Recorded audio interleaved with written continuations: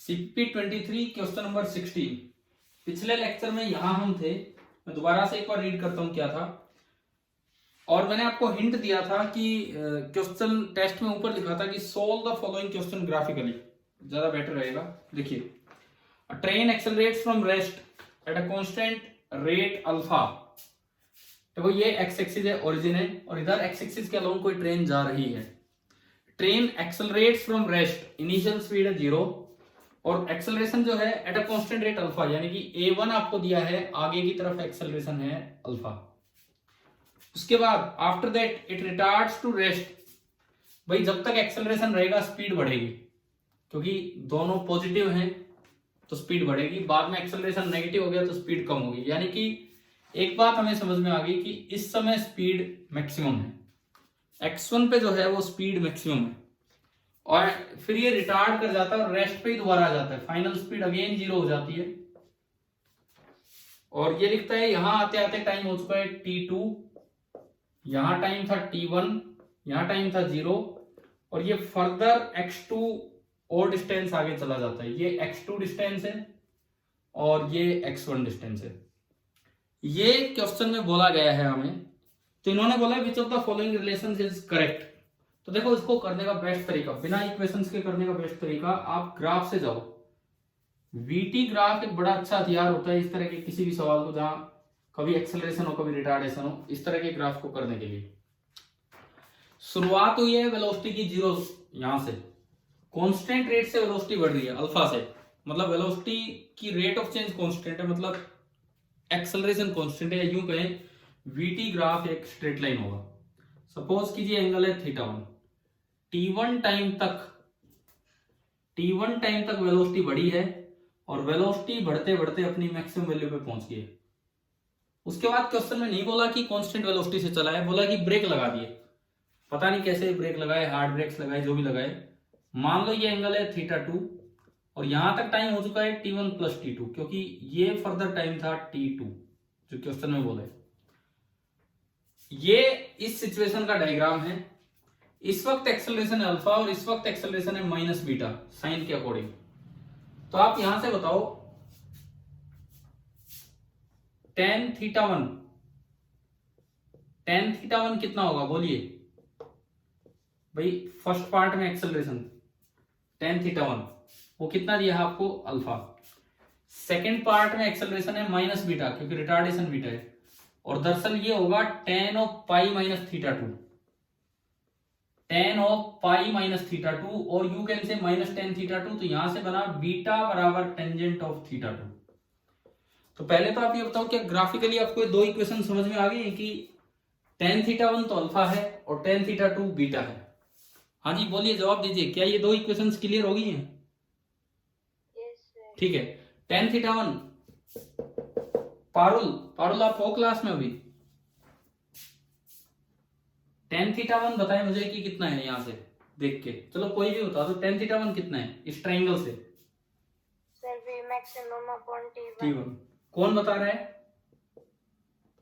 Sir पूजा, ठीक है। v maximum upon t1 is alpha. वहां बताओ tan θ2 कितना होगा, यहां से देख के tan θ2 कितना होगा, बोलो जल्दी। इस ट्राइंगल से v maximum by t2, v maximum by t2 is beta. तो मेरे पास अल्फा और बीटा आ गए, तो आपके जो ऑप्शन है उनमें अल्फा अपॉन बीटा या बीटा अपॉन अल्फा पूछा है। सपोज मैंने इससे उसको डिवाइड कर दिया, तो बीटा अपॉन अल्फा बराबर वी मैक्स से वी मैक्स कट गया और t2 ऊपर चला जाएगा, तो beta upon alpha is equal to t2 by t1। एक रिलेशन मेरे पास स्लोप से आ गया। अब beta upon alpha is equal to t2 by t1, लेकिन x1 x2 का रेशियो और चाहिए। तो x1 है ये distance covered, velocity time graph का एरिया हमें देता है डिस्प्लेसमेंट, और x2 है ये कवर्ड, सीधा चल रहा है जो डिस्टेंस है वही डिस्प्लेसमेंट है। तो x1 होगा ये वाला एरिया, ये एरिया कितना, हाफ एरिया कितना होगा ट्राइंगल का, into t1 into V max.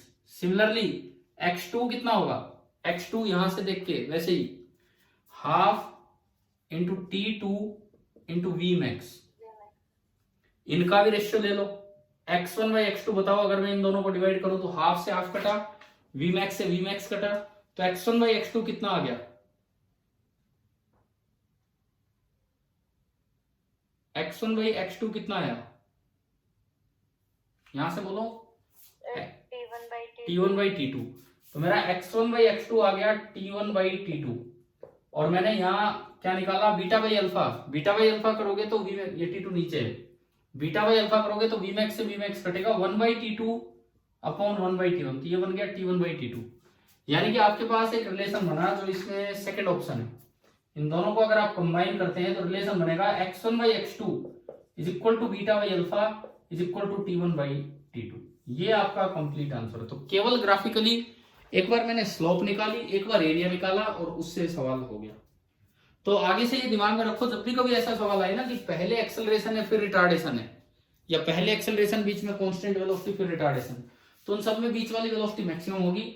और ग्राफ से अगर करोगे वीटी ग्राफ से, तो एक बार में ही स्लोप भी निकल जाएगी और एरिया भी, मतलब एक्सेलरेशन भी और डिस्टेंस कवर्ड भी। चलिए 16 आ गया सभी को समझ में, क्वेश्चन नंबर 16। अब देखो 17th क्वेश्चन हमें एक और नई चीज सिखा के जाएगा। 17th क्वेश्चन क्या सिखाएगा वो देखते हैं। चलती हुई चीज से कोई चीज ड्रॉप करते हो तो इनिशियल स्पीड 0 नहीं होगी।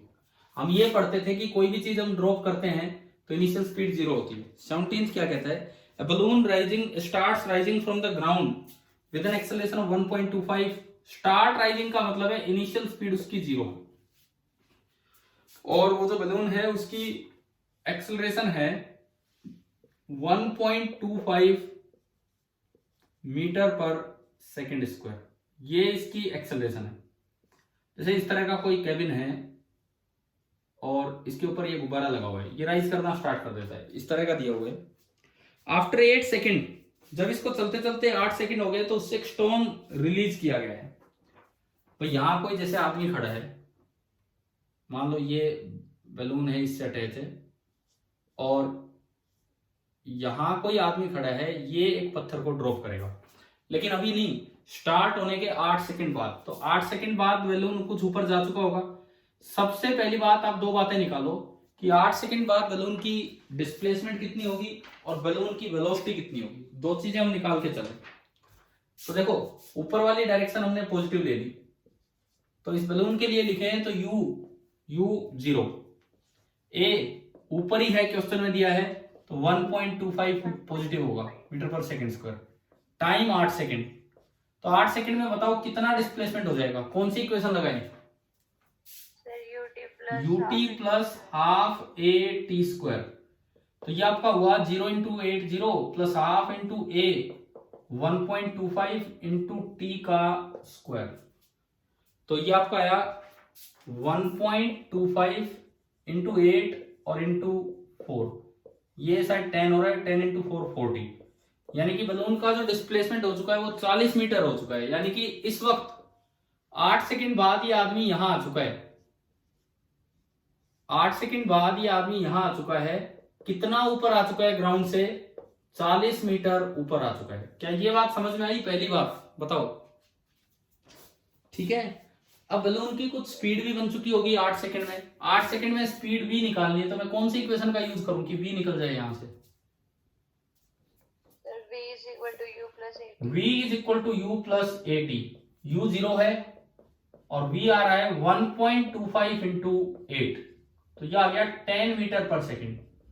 इसका मतलब सुनो, जिस वक्त ये आदमी पत्थर को ड्रॉप करेगा उस वक्त बैलून की वेलोसिटी है 10 मीटर पर सेकंड और बैलून की एक्सेलरेशन है 1.25 मीटर पर सेकंड स्क्वायर। जब आप किसी चीज को ड्रॉप करते हैं, यहां एक सीखने वाली बात यह है कि जब आप किसी चीज को अपने हाथ से ड्रॉप करते हैं तो उसकी वेलोसिटी क्या हमेशा 0 होगी? बताओ। जब आप किसी चीज को अपने हाथ से ड्रॉप करेंगे, अगर आपका हाथ कुछ वेलोसिटी लिए है तो वही उसमें आ जाएगी। देखो सुनो ध्यान से, अगर आप रेस्ट पे हैं, आपका हाथ रेस्ट पे है, तो जब किसी चीज को छोड़ा तो उसकी इनिशियल वेलोसिटी 0 होगी। अगर आप मोशन में हैं, आपके हाथ की कुछ भी वेलोसिटी है, तो आप किसी चीज को रिलीज करेंगे तो उसकी इनिशियल वेलोसिटी वही हो जाएगी जो आपकी हाथ की वेलोसिटी है। लेकिन जो एक्सेलरेशन है वो आपकी नहीं होगी, वो डिपेंड करेगी कि उस पर अब कौन से फोर्स लग रहे हैं आपके छोड़ने के बाद। तो ये बात जरूर नोट करना अपनी कॉपी में कि जब भी किसी चलती हुई चीज से किसी दूसरी चीज को रिलीज किया जाए तो इनिशियल वेलोसिटी तो वही होगी जो प्लेटफॉर्म की है, जहां से उसको रिलीज किया है, लेकिन एक्सेलरेशन प्लेटफॉर्म की से उसका कोई लेना देना नहीं है, उसकी अपनी खुद की एक्सेलरेशन होगी। तो अब देखो, जैसे ही मैं इसको यहां से रिलीज करूंगा, बॉल की स्पीड बताओ इस समय कितनी होगी, रिलीज करते ही बॉल की कितनी स्पीड होगी बताओ, ये डायग्राम देख के बताओ कि रिलीज करते ही बॉल की कितनी स्पीड होगी। 10 meter per second. 10 मीटर पर सेकेंड। किधर, ऊपर की नीचे? सर नीचे. नीचे कैसे? नीचे कैसे आप बताओ, आपके हाथ की वेलोसिटी ऊपर है कि नीचे है? आपके हाथ की वेलोसिटी ऊपर है कि नीचे इस वक्त? सर ऊपर. ऊपर। आप कंटेनर के साथ जा रहे हैं, बलून के साथ जा रहे हैं, तो इस वक्त आपके हाथ की वेलोसिटी ऊपर है। ये बलून वाला काम खत्म। अब सुनो, आप जैसे ही आप इसको यहां से रिलीज करेंगे, मैं थोड़ा साइड में बनाता हूं, चाहे इसको लगे कि ये नीचे जा रहा है, असल में नीचे नहीं जा रहा है, छोड़ते ही उसमें एक वेलोसिटी होगी, छोड़ते ही उसमें एक इनिशियल वेलोसिटी होगी। पत्थर में इनिशियल वेलोसिटी मैं ये मान रहा हूं, सॉरी, कितनी है? बलून की स्पीड कितनी है? 10, तो इसकी भी इनिशियल स्पीड कितनी होगी? 10 मीटर पर सेकेंड। अब अगर कोई ग्राउंड से देखे ना, अब अगर कोई ऑब्जर्वर ग्राउंड से देखे तो उसे पता लगेगा कि छोड़ते ये पत्थर नीचे नहीं आया। आपको नहीं पता लगेगा, आप तो खुद मोशन में है, उसे पता लगेगा छोड़ते ही पत्थर नीचे नहीं आएगा, बिकॉज छोड़ते ही वेलोसिटी ऊपर है तो पत्थर ऊपर जाएगा। परंतु अब कंटेनर के साथ नहीं है तो उसकी एक्सेलरेशन फ्री फॉल वाली एक्सेलरेशन होगी, बिकॉज इस वक्त इस पे केवल mg लग रहा है, तो इसकी जो एक्सेलरेशन है यहीं से स्टार्ट हो जाएगी g, इसकी एक्सेलरेशन यहीं से g स्टार्ट हो जाएगी। इससे पहले इसकी एक्सेलरेशन वो थी जो बलून की एक्सेलरेशन थी ऊपर, लेकिन छोड़ते ही बस इनिशियल स्पीड तो मिलेगी लेकिन वो एक्सेलरेशन नहीं मिलेगी, ये बात याद रखना। अब देखो, अब मैं बलून का मोशन यहां से ऑब्जर्व करना स्टार्ट करता हूं। मैंने इस टाइम को बोला t = 0, और मान लो ऊपर वाली डायरेक्शन को मैं पॉजिटिव, आपका मन करे आप नीचे भी ले सकते हो, कोई फर्क नहीं पड़ रहा इससे। आपका अगर मन कर रहा है कि भाई नीचे वाली डायरेक्शन पॉजिटिव लेनी है तो आप डाउनवर्ड डायरेक्शन को पॉजिटिव ले लीजिए। आपको नीचे वाली डायरेक्शन पॉजिटिव लेनी है तो आप इसको पॉजिटिव ले लीजिए, और अब बलून को धरती तक लेके आना है। तो देखिए, ये पहले ऊपर जाएगा, पहले पार्टिकल उधर जाएगा जिधर उसकी वेलोसिटी होगी, लेकिन वेलोसिटी और एक्सेलरेशन अपोजिट डायरेक्शन में होने की वजह से वेलोसिटी देखो नीचे वाली डायरेक्शन पॉजिटिव, एक्सेलरेशन तो पॉजिटिव है और वेलोसिटी नेगेटिव, तो रिटार्ड करेगा कि स्पीड बढ़ेगी, स्लो डाउन होगा कि स्पीडिंग अप होगा, क्या होगा? Slow down. Slow down. ये कब तक स्लो डाउन होगा? जब तक इसकी स्पीड 0 ना हो जाए, जब तक इसकी स्पीड 0 ना हो जाए, वहां गया एंड देन ये वापस आएगा, नीचे आएगा, नीचे आएगा और ये यहां टकराएगा। अब अगर कोई आपसे पूछे इसका डिस्प्लेसमेंट कितना हुआ है रिलीज करने के बाद, डायग्राम देख के बताओ इसका डिस्प्लेसमेंट कितना हुआ है। ये 40 मीटर ऊपर से छोड़ा गया था और नीचे वाली डायरेक्शन पॉजिटिव आनी है यहां से, तो आप बताओ छोड़ने के बाद इसका डिस्प्लेसमेंट कितना हुआ है। ये बॉल यहां से यूं गई और यूं आई, तो डिस्प्लेसमेंट कितना हुआ है? डिस्प्लेसमेंट का मतलब होता है इनिशियल से फाइनल सीधा देखो कितनी दूरी है, बताओ और देख के। 10, ये 10 है, ये लिखा हुआ इधर, इधर देखो सर ये 40, तो डिस्प्लेसमेंट नीचे की तरफ हुआ, डिस्प्लेसमेंट नीचे की तरफ हुआ और आपने नीचे वाली डायरेक्शन ही पॉजिटिव आनी, तो डिस्प्लेसमेंट कितना हुआ? 40 मीटर। डिस्टेंस 40 होगा कि 40 से ज्यादा होगा, ये बता दो। सर 40 से ज्यादा, क्योंकि ये कुछ ऊपर भी गया है फिर नीचे आया है, तो जो डिस्टेंस होगा that will be greater than 40। तो अब देखो पहले दो ऑप्शन गलत हो गए। सुनो, मैं आपके पेपर का पहला ऑप्शन बताता हूं। वो लिखता है कि the stone will cover a distance of 40 metre. क्या 40 मीटर कवर किया इसने डिस्टेंस? नहीं, ज्यादा कवर किया है। No sir. अगला सुनो, second option, the stone will have a displacement of 50 metre. क्या डिस्प्लेसमेंट 50 मीटर हो रहा है? No sir. नहीं। अब चौथा ऑप्शन सुनो, the stone will begin to move down just after being release. क्या छोड़ते स्टोन नीचे आना स्टार्ट करता है? No sir. नहीं, छोड़ते ही ये पहले कहां जाएगा? जिधर उसकी वेलोसिटी। कुछ नहीं दिया होता है तो ग्राउंड के रिस्पेक्ट में बताना होता है, ऑब्जर्वर नहीं दिया तो ग्राउंड के रिस्पेक्ट में बताना है, तो यानी कि ये छोड़ते ही पहले कहां जाएगा? ऊपर जाएगा और फिर नीचे आएगा, तो ये भी गलत। एक ही ऑप्शन बचा है, the stone will reach the ground in 4 second. इसे कंफर्म कर लेते हैं, इसे कंफर्म कर लेते हैं आपने कि भी कितनी देर में आएगा। नीचे वाली डायरेक्शन पॉजिटिव ली तो आप बताओ यू कितना, +10 की -10 पत्थर का, बताइए।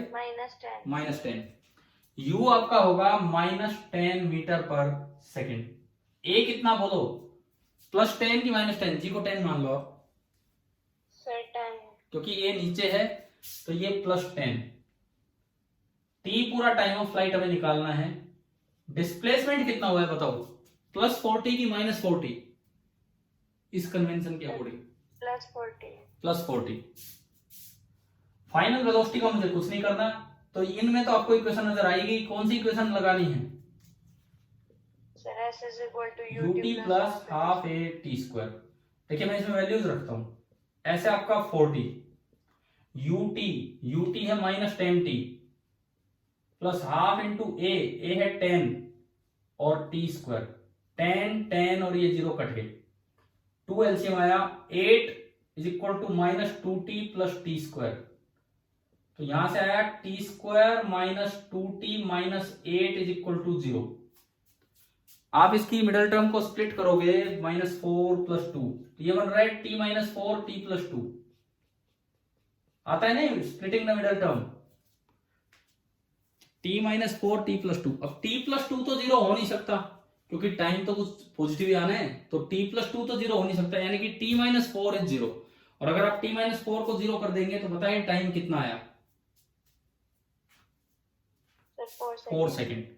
तो ये सवाल आ गया अब समझ में कि चलती हुई चीजों से अगर किसी को रिलीज करते हो तो किस तरह से आपको चीजों को एनालाइज करना है। क्लियर हुआ कि नहीं ये वाला पार्ट?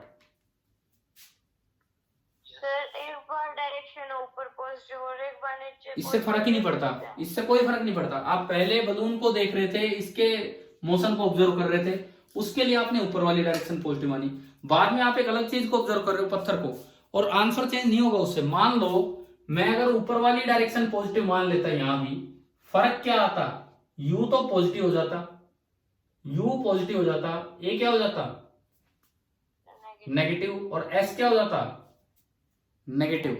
ठीक है, अब अगर आप इसमें वैल्यू रखते तो s की जगह तो -40 आता, u की जगह +10 आता और a की जगह -10 आता, तो यहां माइनस आ जाता। मतलब ये माइनस चलता, ये प्लस चलता और ये माइनस चलता। पिछली बार मैं इनको इधर उठा के लाया था, इस बार आप इसको उधर उठा ले जाओ। अगर इसको उधर उठा ले जाओगे तो +8 बनेगा, ये क्या हो गया, ये -8 दोबारा बताता हूं, ये बना सही है ना ये। हाँ, इनको इस बार इनको इधर उठा के लाएंगे, तो इनको उधर उठा के लाएंगे इस साइड, तो यही इक्वेशन आ जाएगी आपकी दोबारा। आ गया समझ में? तो इससे फर्क नहीं पड़ता, आप एक सिचुएशन में दो अलग अलग चीजें हैं, एक बार इसकी इक्वेशन बना रहे हो, एक बार उसकी, तो आप जो चाहे वो डायरेक्शन आप पॉजिटिव ले सकते हैं। क्लियर? ठीक है, तो इस सवाल ने हमें क्या सिखाया, अब सुनो। अभी मैंने 2 सवाल डिस्कस किए हैं इस क्लास में। पिछला सवाल हमें बता के गया कि जब भी कभी ऐसे क्वेश्चन हो जिनमें कभी एक्सेलरेशन फिर रिटार्डेशन हो, तो आपको हमेशा वीटी ग्राफ से जाना चाहिए बजाय कि वैसे इक्वेशंस लगाने के। वीटी ग्राफ से जल्दी सोल्व होगा वो, क्योंकि उसमें स्लोप और एरिया दोनों काम आ जाएंगे। ये सवाल हमें एक जो अच्छा इंपॉर्टेंट कॉन्सेप्ट बता के जा रहा हूं, ये है कि अगर आप चलती हुई चीज से किसी चीज को ड्रॉप करते हैं, चलती हुई चीज से किसी चीज को ड्रॉप करते हैं, तो जो इनिशियल वेलोसिटी होगी वो वही होगी जो प्लेटफॉर्म की है, जहां से आपने वो चीज छोड़ी है। लेकिन प्लेटफॉर्म की एक्सेलरेशन का कोई लेना देना नहीं है रिलीज करने के बाद। आ गया समझ में? ठीक है, अब अगर यूं पूछा जाए, ये पत्थर छोड़ते ही ऊपर जाएगा कि नीचे जाएगा? ये तो मैंने पूछ लिया, अब मैं थोड़ा और चेंज करके बोल रहा हूं। मैंने 2 ऑब्जर्वर दे दिए, एक ग्राउंड पे है और एक ये वाला बी। ए को तो लगेगा कि छोड़ते ही ऊपर जा रहा है, बी को क्या लगेगा, छोड़ते ही पत्थर ऊपर जाएगा कि नीचे जाएगा? आप अपनी कॉमन सेंस से सोचिए, मैं चलते चलते किस चीज को छोड़ूंगा, कैसा होगा, मुझसे पहले ऊपर चला गया फिर नीचे आ रहा है, वो नीचे ही जाता दिखेगा। क्यों नीचे जाता दिखेगा? सुनो, इस वक्त आप दोनों की स्पीड सेम है, इस वक्त आप दोनों की स्पीड सेम है, उसके बाद आप में तो एक्सेलरेशन है लेकिन पत्थर में रिटार्डेशन है, तो आपकी स्पीड तो तेजी से बढ़ेगी। पत्थर थोड़ा ऊपर जाएगा, आप ज्यादा ऊपर जाएंगे, पत्थर थोड़ा ऊपर जाएगा, आप ज्यादा ऊपर जाएंगे, तो आपको लगेगा कि पत्थर आपके रिस्पेक्ट में कहां गया, पहले आपके लेवल पे था, अब कहां गया, वो थोड़ा नीचे गया। क्या समझ में आया ये मैंने क्या बताया अभी लास्ट में? Yes, sir. ठीक है, तो ये आपका हुआ क्वेश्चन नंबर 17। चलिए आगे बढ़ते हैं। इसके बाद देखो पेपर डिस्कस करना बहुत जरूरी है, नहीं तो मैं बार बार बोल रहा हूं कि चाहे आपको कितने क्वेश्चन दे दिए हों, ध्यान तो रहने नहीं, फिर वो ऐसे ही पड़े रहेंगे, कितना ही बेटर देते जाए। क्वेश्चन नंबर 18 में मैं एक पॉइंट की तरफ आपका ध्यान देना जा रहा था, कोई खास क्वेश्चन नहीं था ये, फिर भी हो सकता है कोई इसमें कंफ्यूज हो गया हो। एक पार्टिकल का डिस्प्लेसमेंट हुआ 5 मीटर ना, डिस्टेंस ट्रेवल किया 5 मीटर, तो बस ये पूछ लिया कि डिस्टेंस ट्रेवल कितना है, लेकिन मैंने उसको सिंबल बना के दिया है। 5 मीटर को मैंने सिंबल में दिया है, एक बार यूं लिखा, दूसरे ऑप्शन में यूं लिखता है, तीसरे ऑप्शन में ये लिखता है, एंड चौथे ऑप्शन में ये लिखता है। पहली बात, मीटर का सिंबल प्लस एम होता है कि माइनस एम होता है? मीटर का सिंबल प्लस एम होता है कि माइनस एम होता है? The plus and minus. Oh sorry, capital M होता है कि स्मॉल एम होता है, ये बोल रहा हूं मैं। मीटर का सिंबल The small. पता है ना सभी को, मीटर का सिंबल स्मॉल एम होगा। एक बार मैं फिर एक बात रिपीट करता हूं, साइंटिस्ट के नाम पे जो यूनिट्स होती हैं उनके सिंबल कैपिटल लेटर होते हैं। केवल एक यूनिट ऐसी है जो साइंटिस्ट का नाम नहीं है और उसका सिंबल कैपिटल है, कौन सी बताओ? बताया था आपको कभी? केवल एक यूनिट ऐसी है जो साइंटिस्ट का नाम भी नहीं है लेकिन उसका सिंबल कैपिटल है, कौन सी है वो यूनिट? लीटर। लीटर बताया था कभी आपको? Yes, sir. हाँ, तो वो तो लीटर है। तो मीटर का सिंबल स्मॉल एम होगा। मीटर्स का क्या होगा? 5 मीटर्स। एम के आगे एस लगाना है कि नहीं लगाना है सिंबल में? So नहीं लगाना. नहीं लगाना। यूनिट पूरी लिखते हो तो एस लगता है, जैसे सेकंड्स, कहीं सेकंड्स लिखना हो, कई सेकंड है तो आप ये लिखो 5 सेकंड सही है, लेकिन सिंबल एस होगा, एस एस मत कर देना उसमें, ऐसी एम एस नहीं होगा। केवल इतनी सी बात पे ध्यान ले जाने के लिए क्वेश्चन दिया था। क्या ये सभी का सही हो गया? अभी क्लास में बच्चे कितने हैं? थोड़े होंगे शायद इस समय। कितने बच्चे हैं पार्टिसिपेंट्स? 8 टोटल पार्टिसिपेंट है आपको मिला के है। हाँ, तो मतलब 7 बच्चे हैं, कुल ही 7 बच्चे हैं। कोई बात नहीं, ये 7 बच्चे ही मुझे बताएं, ये सवाल कितने बच्चों ने सही किया था इनमें से? सही है सर। Sir सही है. ठीक है, चलिए देखते हैं, आगे देखते हैं। Question number 19, inter conversion of graph पे क्वेश्चन था। इंटर कन्वर्जन ऑफ ग्राफ पे ये सवाल था। अब हम ये देख रहे हैं question number 19, second last question है। इन्होंने डिस्प्लेसमेंट टाइम ग्राफ दिया। डिस्प्लेसमेंट टाइम ग्राफ इस तरह का दिया है, पूछना चाह रहा है मुझसे कि वेलोसिटी टाइम ग्राफ बनाओ। पहली बात, डिस्प्लेसमेंट टाइम ग्राफ से क्या चीज वेलोसिटी देती है? स्लोप की एरिया? Sir slope. स्लोप। यहां स्लोप आप बताते चले, पॉजिटिव है कि नेगेटिव है? Sir positive. यहां 0 Sir zero. और यहाँ negative. नेगेटिव। केवल एक ही ग्राफ ऐसा था जिसमें वेलोसिटी पहले पॉजिटिव है, फिर 0 है, फिर नेगेटिव, केवल एक ग्राफ। तो आपको ये तो सोचना ही नहीं पड़ा कि स्ट्रेट लाइन होगा कि कर्व होगा, वो हम बता भी नहीं सकते। हमें नहीं पता इसका रेट ऑफ चेंज क्या है, हम नहीं बता सकते कि वेलोसिटी स्ट्रेट लाइन जाएगी कि कर्व जाएगी। लेकिन उन 4 ग्राफ में से केवल एक ही ग्राफ था ऐसा जो नीचे जा रहा है, पहले पॉजिटिव, फिर 0 और फिर क्या हो रहा है? नेगेटिव। कंफ्यूजन कब हो जाता? अगर एक और ग्राफ इसके साथ दिया जाता यूं, फिर हम नहीं बता पाते भाई कौन सा सही है, क्योंकि इससे रेट का अंदाजा नहीं हो रहा, बस इतना अंदाजा हो रहा है पॉजिटिव नेगेटिव का। तो इन 4 ऑप्शंस में से जो बेस्ट ऑप्शन है वो ये है। क्या समझ में आ गया आपको ये वाला सवाल? हाँ भाई, ये किस किसने कल सही किया था इन 7 में से? नाम बताना, ऐसे यस सर नहीं, नाम बोलो, किस किसने ये सही किया था? एक का भी सही नहीं हुआ। मेरा Sir सही है. मेरा कौन बताना? अनुज कुमार। आप हो क्या क्लास में? पिछली क्लास में तो यार आप चले गए थे हमें छोड़ के। अच्छा ठीक है, कोई नहीं, लेकिन ये डिस्कशन क्लास देख लेना, मैंने वीडियो डाल दिया है वो, क्योंकि उनमें भी हम हर भाई आप ये सुनो, हर क्वेश्चन में मैं बार बार बोल रहा था, मैं हर क्वेश्चन में कोई ना कोई पॉइंट नया आ रहा है, तो इन छोटी छोटी बातों को याद रखना होता है, अपने कॉपी में लिखना होता है। नहीं तो जब 2 साल बाद आईआईटी का पेपर देने जाओगे, इतने क्वेश्चंस याद नहीं रहते हैं, वो कॉन्सेप्ट्स याद रखने होते हैं, पॉइंट्स याद रखने होते हैं। आखिरी सवाल, इस पेपर का आखिरी सवाल, एक्सटी ग्राफ आपको दिया है, पोजीशन टाइम ग्राफ, और ये 2 ग्राफ बना के दे दिए, एक कार बी के लिए और दूसरा इसके पैरेलल कार, बिल्कुल पैरेलल दिखा रखा है कार ए के लिए, ये बी और ये ए। अब सुनिए, एक्सटी ग्राफ की स्लोप क्या देती है, पोजीशन टाइम ग्राफ की स्लोप, वेलोसिटी। क्या दोनों पैरेलल हैं तो क्या दोनों की स्लोप सेम है या डिफरेंट है? सेम है। इसका एंगल भी थीटा है और इसका एंगल भी थीटा है, तो यानी कि दोनों की स्लोप सेम है। अब सुनिए, पहला ऑप्शन कहता है car A is faster than car B, car B is faster than car A. कोई फास्ट नहीं है क्योंकि दोनों की स्लोप सेम है, तो वेलोसिटी सेम होगी। क्लियर हुआ ये तो? ठीक है।